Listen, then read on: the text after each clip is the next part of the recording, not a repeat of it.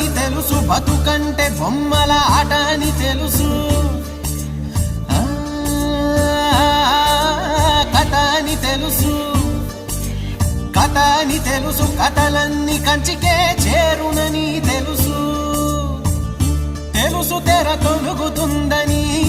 తెలుసు తెల్లారుతుందని, తెలుసు ఈ కట్టె పుట్టుకుమంటదని,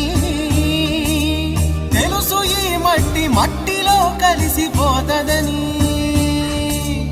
ఇన్ని తెలిసి ఇరకాటంలో పడిపోతావు ఎందుకని మాయా